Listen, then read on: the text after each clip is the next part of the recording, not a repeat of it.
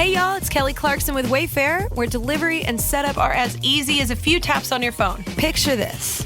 You're relaxing in an old hammock, scrolling Wayfair's app when you spot it. A brand new patio set. Next thing you know, Wayfair delivers it right to your patio and sets it up.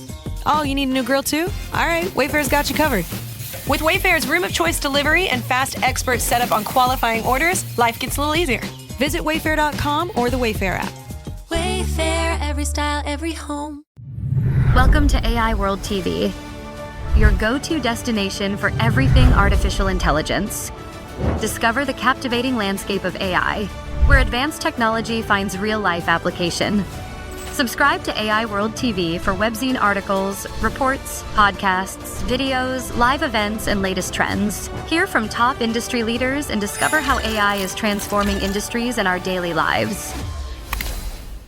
Right now, the biggest tech giants on the planet are just pouring billions of dollars into single computer facilities that require enough electricity to power, like a medium-sized city. Yeah, the sheer scale of the concrete, the steel, and just the power grid disruption, it's completely rewriting the global economy. Exactly. And why are they doing it? Well, because the wildly advanced, seemingly omniscient AI chatbot sitting on your phone right now doesn't actually know what an apple is. Right. It's the ultimate paradox of where we are in tech today. I mean, we've built systems capable of passing the bar exam in seconds, yet they completely lack the physical intuition of a toddler. It's wild. But anyway, welcome to today's deep dive. We are looking at a stack of sources today that is honestly as fascinating as it is, well, a little chaotic. Highly chaotic. For real. We've got comprehensive reports from the AI World Journal. This is dated March 2026, sitting right next to a barrage of mainstream headlines and investment strategies. And the mission today is to just cut through the digital hype. Which is so necessary right now. Right. We want to look at the physical reality of artificial intelligence right now, starting from its absolute cognitive limits all the way down to its billion-dollar concrete footprints. Because if you only pay attention to the software releases, the slick keynotes, you are missing the massive grinding collision happening between virtual ambitions and physical constraints. Yeah, and whether you are an investor trying to figure out where to park your money, like we have this Motley Fool article here about how to safely split a $10,000 AI investment, or, if you're just a curious learner trying to navigate this space, these sources paint a wildly unexpected picture of the future. They really do. So here's where it gets really interesting. On one hand, the narrative is that AI is just taking over the world. But on the other hand, the data shows it is simultaneously struggling to follow basic everyday instructions. And we really have to look past the chat interfaces to understand why that breakdown is happening, because the first piece of the puzzle isn't the hardware, it's the cognitive architecture itself. Okay, so let's unpack this cognitive wall first. The AI World Journal just published this major piece called The Intelligence Illusion: The Next AI Revolution: Why Machines Must Learn to Understand the Real World. Right. And they pair this with a concept called physical AI and the forgotten lesson of object permanence. And when I hear object permanence, I think of playing peekaboo with a baby. Exactly. If you hide your face, the baby literally thinks you cease to exist. Right. The baby hasn't learned that objects continue to exist even when they can't be observed. And applying this to artificial intelligence is incredibly revealing about the limitations of our current models. It really is. And the symptoms of this limitation are hitting the mainstream hard. Like, we've got a Guardian study here showing that AI chatbots are increasingly ignoring human instructions. Just totally disregarding parameters. Yeah, exactly. And then there's a Boston Globe study finding that these same chatbots are confidently giving terrible, sometimes dangerous advice. Oh, absolutely. So I was trying to wrap my head around why a supercomputer would do this. And tell me if this analogy holds up, okay? Let's hear it. Current generative AI feels like a brilliant scholar who has been locked inside a library their entire life. They have read every single text ever written about apples. They can recite the chemical composition of an apple, the agricultural history, the poetry. Well, I've never actually held one. Exactly. Because they lack any physical context, they have no idea what an apple actually feels like. They don't know how it crunches. Right. So without that physical grounding, is this why the chatbots are suddenly giving bad advice? Like, they literally don't know how the real world works. That library scholar analogy actually gets right to the heart of what the journal calls the intelligence illusion. Okay. The critical missing piece is the feedback loop of reality. I mean, the Okay. large language models you interact with are incredibly sophisticated prediction engines. They are mathematically calculating the next logical word in a sequence based on vast oceans of text data. Right, predicting the next word. But predicting words is fundamentally different from actually understanding reality. So to the AI, the word apple isn't a fruit. It's just a mathematical token that frequently appears near the word tree or red. Yes. They know the map, but they have never walked the territory. Wow. And without physical AI, which is the integration of physical, spatial, and sensory understanding into these systems, generative AI eventually hits a ceiling. It hits a wall. Exactly. When you ask a chatbot a complex, novel question about how two physical objects interact, it defaults to predicting text that simply sounds highly plausible. Because it wants to give you an answer. Right, but it has no physical feedback loop to verify if its answer is physically possible. And that's why they start ignoring specific constraints or giving advice that, in the real world, is totally absurd. The intelligence illusion, I mean, it sounds incredibly smart, but the foundation is hollow because it's completely disembodied. Which means the next major leap in AI, getting these digital minds to actually understand the physical world, it requires feeding them an unimaginable amount of real-world multimodal data. Like what? Like video, spatial mapping, audio, physics simulations, all processed in real time. And you can't process the physical world in the cloud without building massive physical structures on the ground. No, you cannot. Which shifts us from the cognitive limits directly into the concrete reality. We have a report here on the global powerhouses, top 10 AI data centers fueling the future, and the numbers are just staggering. Staggering is the right word for it. Crusoe, for example, is expanding its Abilene AI campus with a new AI factory specifically for Microsoft. Yeah. And the power requirement is 900 megawatts. Yeah. Wait, let me just stop there. 900 megawatts. That is the power consumption of a medium-sized city for one single computer facility. Are we sure about that number? Or is this just the tech industry over-promising to hype up their stock prices? You know, the 900 megawatt figure is very real. And to understand why a single facility needs the power of a city, we have to look at the fundamental shift happening in how AI actually operates. Okay. The industry is moving from the training phase to the inference phase. Okay, I hear those terms thrown around constantly. Yeah. Training versus inference. What is the actual mechanical difference on the hardware side? So think of training as sending the AI to medical school. Okay. It is a massive batch processing event where you crunch billions of data points over several months to set the model's neural weights. It is incredibly energy intensive, but it has a finish line. You graduate the model. Right. So training is like a one-time massive heavy lift. Exactly. But inference is what happens after graduation. Inference is the AI acting as a doctor, seeing hundreds of patients sequentially every single second of every single day. Oh, wow.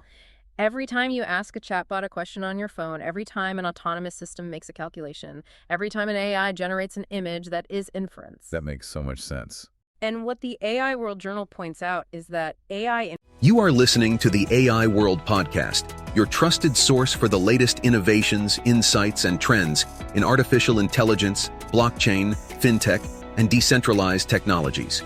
Each episode features expert interviews, engaging discussions, and in-depth analysis of how AI transforms industries worldwide. Stay ahead of the curve with the latest articles and exclusive reports from the AI World Journal, covering everything from emerging technologies to industry breakthroughs. For more news, global events, and access to AI World Society circle gatherings, visit us at aiworld.tv. Don't forget to subscribe to stay informed, stay connected, and be part of the AI revolution with AI World Lounge. Thank you for listening. Inference is rapidly becoming the ultimate permanent stress test for global data centers. Because inference never stops. Yeah. It's just a constant, infinite demand on the server. And the complexity of that demand is exploding because we are moving to those multimodal systems we talked about. The video and the spatial mapping. Right. When you ask an AI to process real-time video feeds alongside text and audio, the servers inside these data centers have to talk to each other at speeds that traditional copper wiring simply cannot handle. Why not? Because copper cables melt, or they cause massive latency bottlenecks when you have 100,000 processors all trying to sync up at once. Is that why the sources keep emphasizing scalable optical connectivity? Yeah. I was reading that and just assuming we meant fiber optic internet, which, we've had for decades. Right, we've had fiber for long-haul internet. Yeah, right. But inside the data center itself, servers historically talk to each other over copper. Oh, I see. Now, to handle the bandwidth of AI inference, they literally have to use light to transfer data between the actual chips. That is insane. It is. And replacing the internal nervous system of a data center with scalable optical connectivity is wildly expensive.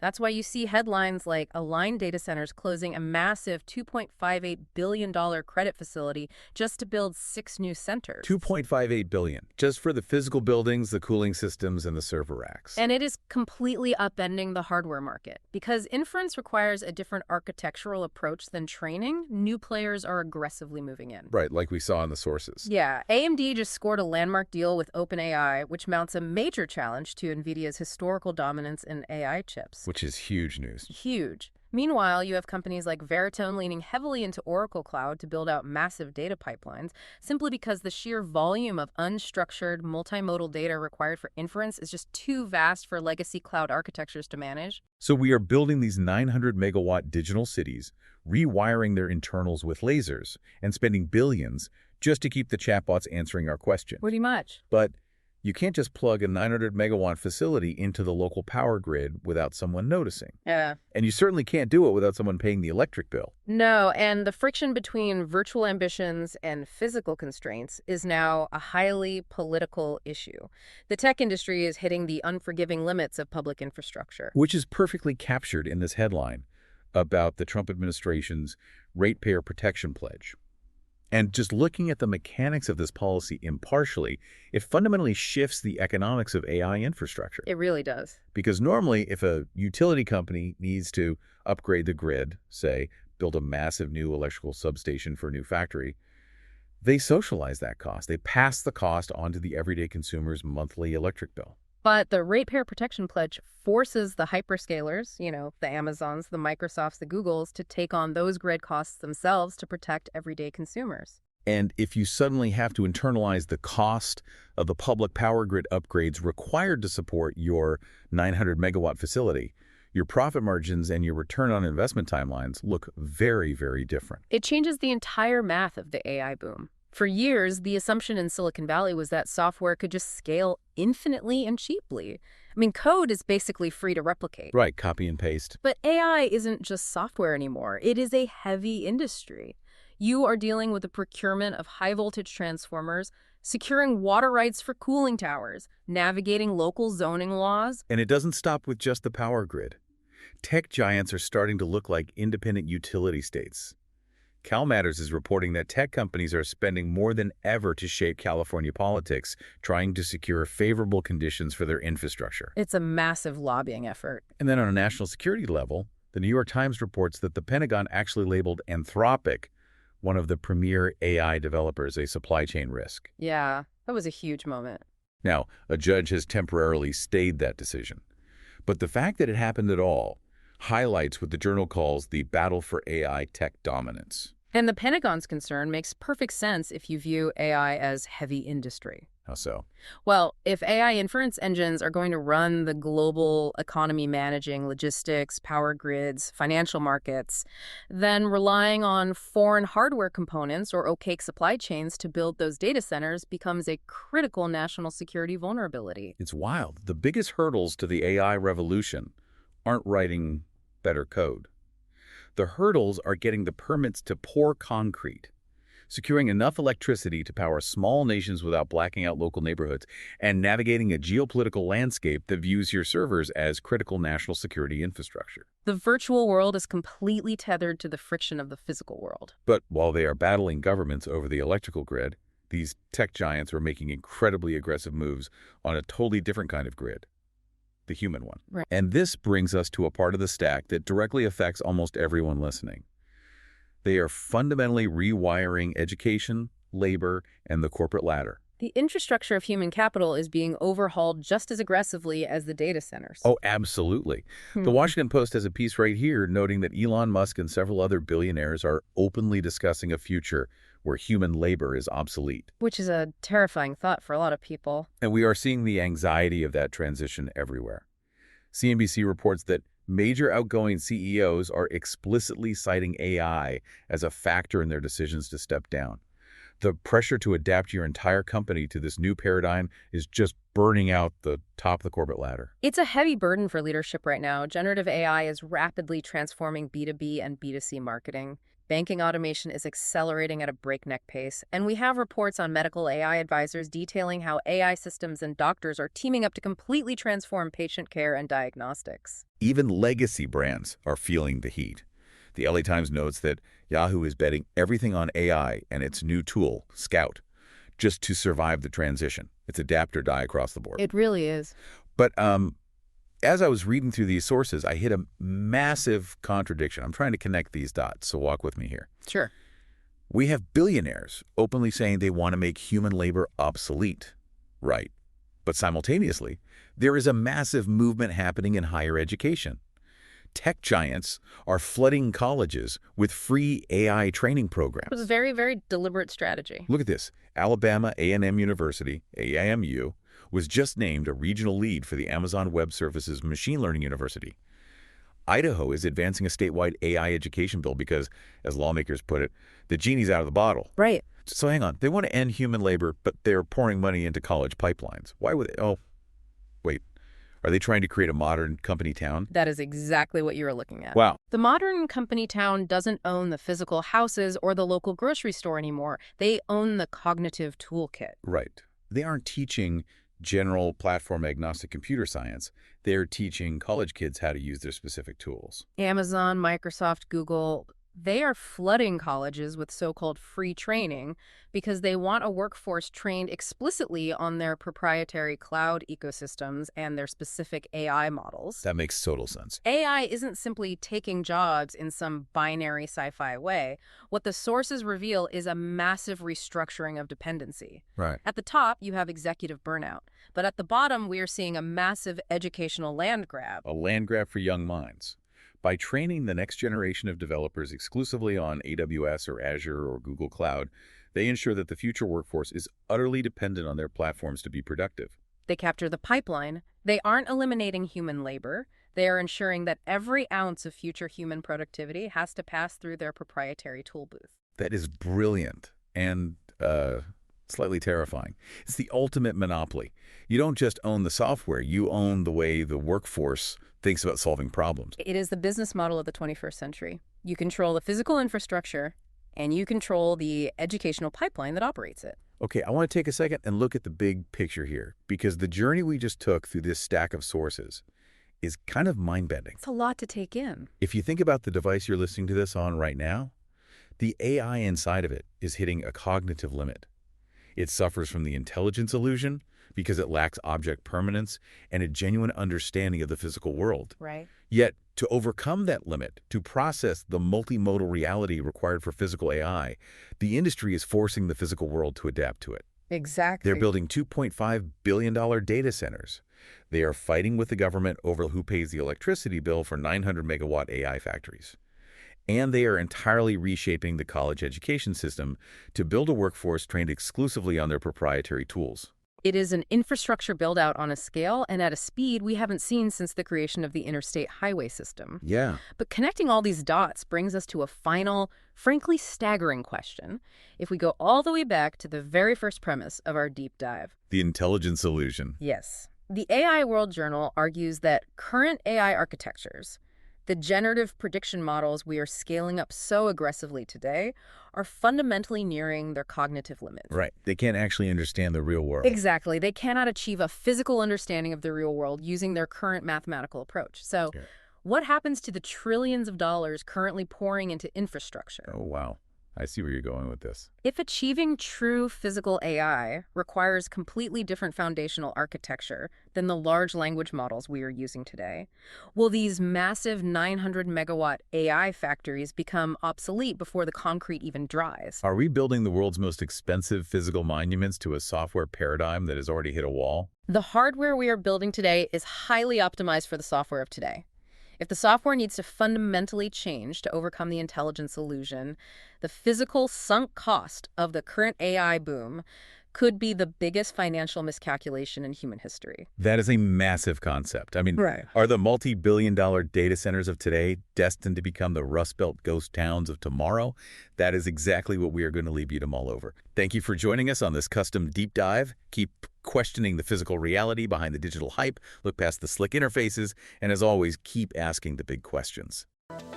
The future of artificial intelligence is unfolding, and it's happening at AI World Week, the flagship global event for innovation, collaboration, and transformation. This flagship global AI event is designed to connect visionary leaders, trailblazing entrepreneurs, and influential thinkers to explore the endless possibilities of AI. Experience groundbreaking technology that redefines industries and inspires progress. Join thought-provoking discussions on ethical AI, digital equity, and the transformative role of technology in our world. Build meaningful connections that catalyze innovation and drive impact.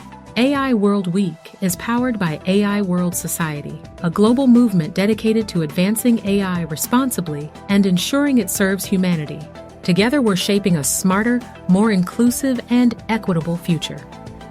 Continue your journey beyond the event with the AI World Journal, offering expert insights, in-depth analysis, and the latest trends shaping the AI landscape.